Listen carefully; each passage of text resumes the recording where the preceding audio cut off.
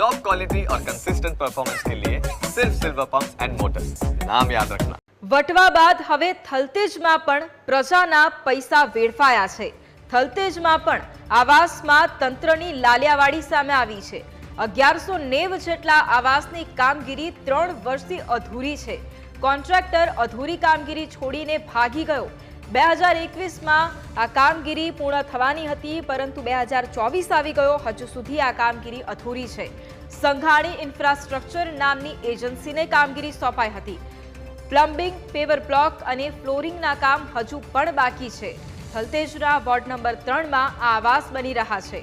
વટવામાં બનેલા આવાસ ફાળવણી વગર જર્જરિત થયા છે, તો થલતેજમાં તો કદાચ બન્યા પહેલા જ આવાસ જર્જરિત બને તેવી ચિંતા પણ અત્યારે સતાવી રહી છે। તો હવે વટવા બાદ થલતેજમાં પણ પ્રજાના પૈસા, પ્રજાના ટેક્સના પૈસા વેડફાયા છે। થલતેજમાં પણ આવાસમાં તંત્રની લાલિયાવાડી સામે આવી છે। 1190 જેટલા આવાસની જે કામગીરી છે, જે 3 વર્ષથી અધૂરી છે। કોન્ટ્રાક્ટર અધૂરી કામગીરી છોડીને જ ભાગી ગયો છે।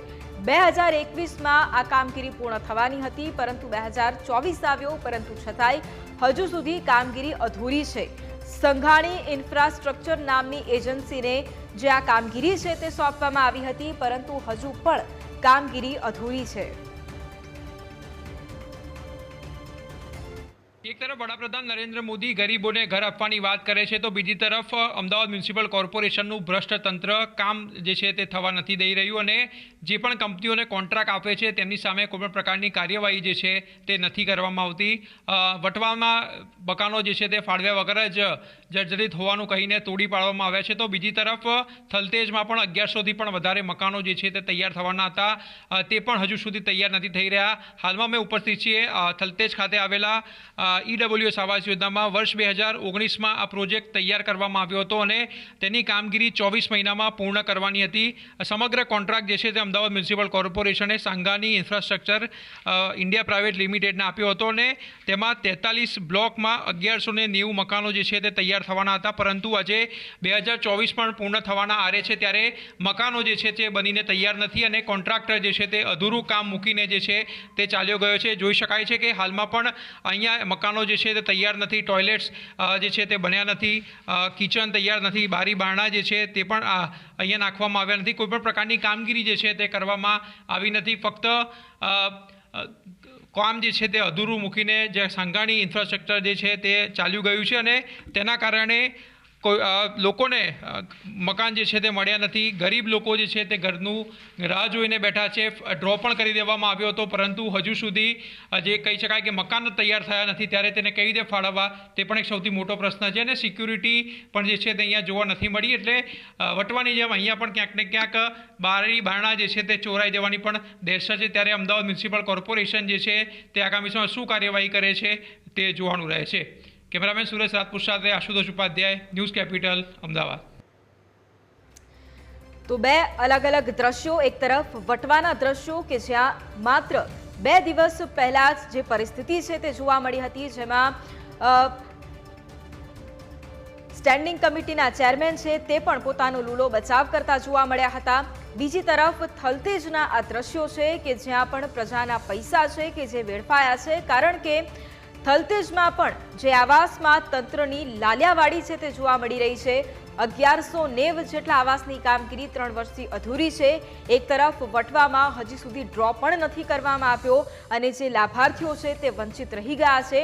બીજી તરફ થલતેજમાં ડ્રો થઈ ચૂક્યો હતો, પરંતુ છતાંય હજુ સુધી કામગીરી અધૂરી છે।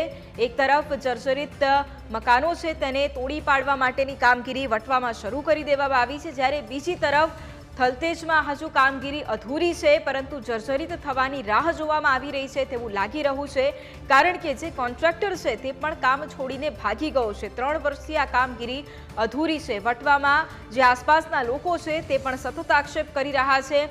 જે બીજી તરફ વિરોધ પક્ષના નેતા પણ એ સમયે પહોંચ્યા હતા, મેયરને કંઈ જ ખ્યાલ નથી, સ્ટેન્ડિંગ કમિટીના ચેરમેનને પણ કંઈ જ ખ્યાલ નથી તેવી વાતચીત તેમના દ્વારા કરવામાં આવી હતી. બીજી તરફ થલતેજની પણ આ જ પરિસ્થિતિ છે. હવે એ જોવું રહેશે કે આની વચ્ચે પણ મેયર તેમજ સ્ટેન્ડિંગ કમિટીના ચેરમેન છે તેમનો શું જવાબ રહેવાનો છે, કારણ કે આ કામગીરી થલતેજમાં 2021માં પૂર્ણ થવાની હતી, પરંતુ 2024 આવી ગયો, હજુ સુધી આ કામગીરી અધૂરી છે, પૂરી નથી થઈ. પ્રજાના પૈસાનો વેડફાટ અહીંયા થઈ રહ્યો છે. બીજી તરફ જે લાભાર્થીઓ જે સ્વપ્ન જોવામાં આવતું હોય છે ગરીબ લોકો દ્વારા કે તેમને આવાસ મળે, તેમને પોતાના ઘરનું ઘર મળે, પરંતુ ક્યાંક ને ક્યાંક એ ભ્રષ્ટાચાર હોય કે પછી એ લાલિયાવાડી ખાતું જે ચાલી રહ્યું છે સતત તેની પોલ ખુલતી હોય, પરંતુ જે પ્રજાના પૈસા છે તેનો વેડફાટ અને તેની તરફ જે લાભાર્થીઓ છે તેમને જે લાભ મળવો જોઈએ તેનાથી સતત વંચિત રહી રહ્યા છે. વટવાના પણ એક તરફના દ્રશ્યો કે ત્યાં પણ જે લાભાર્થીઓ છે તેમને લાભ મળવો જોઈએ તેઓ વંચિત રહી ગયા છે. બીજી તરફ થલતેજમાં તો ડ્રો પણ થઈ ચૂક્યો હતો, જે લાભાર્થીઓ છે તેમને લાભ મળવા જવાનો હતો, પરંતુ હજુ સુધી તેમને એ લાભ નથી મળ્યો, કારણ કે જે સંઘાણી ઇન્ફ્રાસ્ટ્રક્ચર નામની જે એજન્સી જેને કામ સોંપવામાં આવ્યું હતું એ જ સંઘાણી ઇન્ફ્રાસ્ટ્રક્ચરની જે એજન્સી છે તેણે કામ અધૂરું છોડ્યું છે અને એ દ્રશ્યો દેખાઈ રહ્યા છે કે હજુ સુધી જે 2021માં જે કામગીરી પૂર્ણ થવાની હતી 2024 આવી ગયો છે, પરંતુ હજી સુધી એ કામગીરી પૂર્ણ નથી થઈ. કદાચ થોડા સમય બાદ વટવામાં જે પરિસ્થિતિ થઈ, જે આવાસ તોડવાની નોબત આવી, થલતેજમાં પણ એ નોબત આવી શકે તેવી પરિસ્થિતિ છે અને કદાચ ત્યારે પણ મેયર અને સ્ટેન્ડિંગ કમિટીના ચેરમેન એવું જ કહેતા જોવા મળશે કે તેમને આ વાતનો ખ્યાલ નથી. મીડિયા મારફતે જ તેમને આની જાણ થઈ છે, કારણ કે વટવામાં જે સિચ્યુએશન ઊભી થઈ તેમાં પણ આ જ પ્રકારનો જવાબ તેમનો સામે આવ્યો હતો અને અત્યારે જે થલતેજમાં પરિસ્થિતિ છે, પ્લમ્બિંગનું કામ હોય, પેવર બ્લોકનું કામ હોય કે પછી ફ્લોરિંગનું કામ હોય, એ બધા જ કામો હજુ સુધી બાકી છે. થલતેજના વોર્ડ નંબર 3માં જે આવાસ બની રહ્યા છે તેની એ જ સ્થિતિ વટવાની જેમ જોવા મળી રહી છે.